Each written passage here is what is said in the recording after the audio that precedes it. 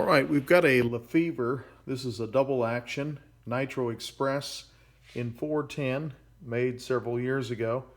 And inside here, I don't think you can see it. I'm going to zoom in. Right down there in about the center of the frame is a retainer pin. And that retainer pin is what is used to hold in the retainer screw that actually holds the firing pin in place. And I think you can see it just about the center of the screen. That's the firing pin, and then right above that is the retainer screw that actually keeps that pin in place. So what I'm trying to do is I have made another pin, and I have driven it in the retainer pin hole that will keep that screw from backing out. Now this is the way Lefever did it. Ithaca Gun Company, actually Ithaca, New York is where this was made. Now this is the way they did it, and it has made it incredibly difficult for most people to change out the firing pins when they break. I've seen some videos on YouTube where they have actually just drilled out the retaining screw and then opened up the hole and put in whatever size was the next size up in order to make a cap screw to go in there and hold that pin in.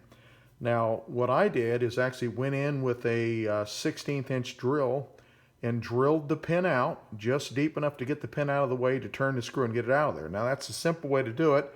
That's a little tip. That information's not out there on the YouTube or anywhere else, and so I thought I'd help out some folks that may need that. Again, this is Lewis Precision Gunsmithing. I've already replaced the pin. I'm now going to grind it down.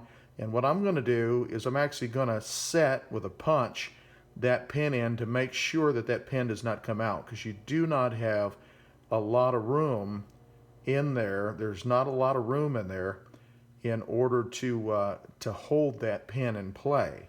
So there is a little bit of a depression in the retaining screw itself, and so through the combination of the receiver and the retaining screw, the pin should stay in place. Now, another thing you could do is take a little bit of wicking, Loctite, and just be very careful, and of course just a drop so that it goes down and it'll suck right in that hole and hold that pin in place, and it'll never come out of there. However, the consequence of that is, well, I guess you're going to have to drill it out anyway, but you're never going to pull it. My intent is to leave just a minor amount of this pin on the surface.